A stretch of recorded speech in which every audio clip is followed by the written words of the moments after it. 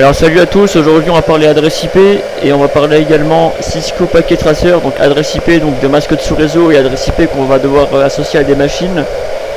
On va devoir également passer par un switch pour faire communiquer deux machines sur une architecture, sur un mini réseau local. Donc on va créer un petit réseau local pour faire communiquer deux machines qui s'envoient des requêtes de ping. Donc la machine 1 qui envoie des requêtes de ping à la machine 2 en passant par un switch, le tout encablé. Évidemment on va pas le faire dans la vraie vie, mais on va le faire sur Cisco Packet Tracer parce qu'il faudrait acheter tout ça dans la vraie vie. Mais en fait c'est quasiment dans la vraie vie, c'est la même chose en fait. Donc il n'y a pas vraiment de différence, c'est juste que là j'ai juste pas matériel. Donc moi je démarre Cisco Packet Tracer, je vous montre un peu le tutoriel.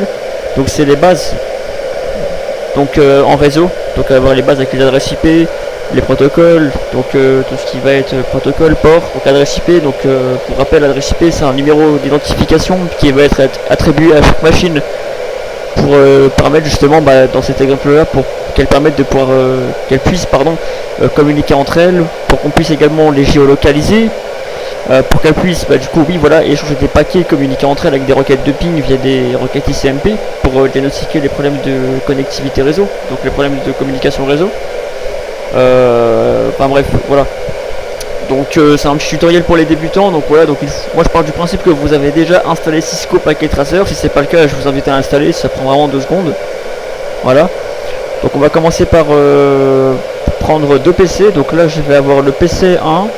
Là je vais avoir le PC numéro 2. Ok. Ensuite je vais aller au niveau des switches. Donc là je me mets un switch.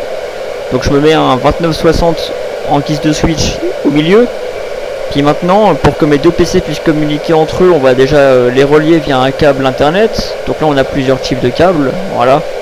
Donc là le plus utilisé c'est bien évidemment celui-ci. Donc en gros ça c'est un câble automatique qui va définir automatiquement quel câble utiliser pour connecter ceci à ceci. Hop, je reprends encore. Là, voilà.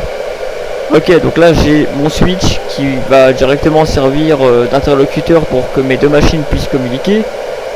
Donc là on va pas directement parler de port etc, parce que le port on verra dans la prochaine vidéo. En gros c'est ce qui permet à 2 machines de pouvoir distinguer différents interlocuteurs.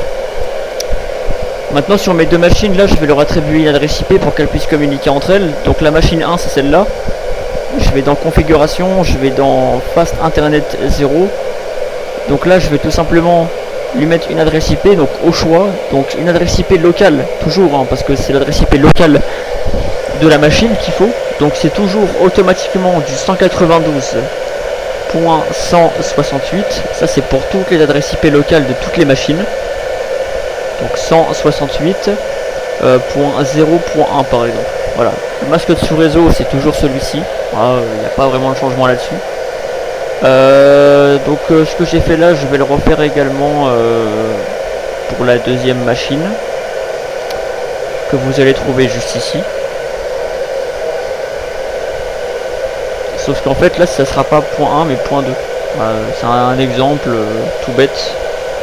Voilà, donc maintenant pour que en fait on puisse ne pas oublier quelle adresse IP appartient à quelle machine, on va prendre un texte et on va notifier en fait que cette adresse IP là, voyez-vous, et celle-ci, et bien en fait elles sont tout simplement pour celle-ci et celle-ci. Donc ça, comme ça on peut noter l'adresse IP sur les machines, on n'oublie pas. Maintenant depuis la machine 1 qui va être là, qui communique avec celle-là, qu'est-ce que je fais? Je peux faire communiquer mes 2 machines, elles sont connectées sur un réseau câblé, elles passent par un switch. Donc là si je vais ici et que je vais dans desktop ici, que je passe par un commande terminal, c'est pas vraiment un terminal mais c'est un invité de commande ici, je peux exécuter donc du coup les commandes suivantes. Donc on va dire que là on va faire une commande de ping, et donc on va ping tout simplement. Non, je peux pas le mettre en plus grand. En gros la machine ici va devoir ping celle-ci pour voir si ça répond. Ok, donc on va ping la machine adverse depuis celle-ci.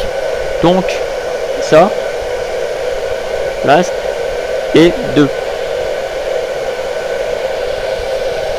Et donc là on voit que ça ping bien, donc ça fonctionne bien. Donc notre mini architecture réseau local est fonctionnelle, donc il est terminé.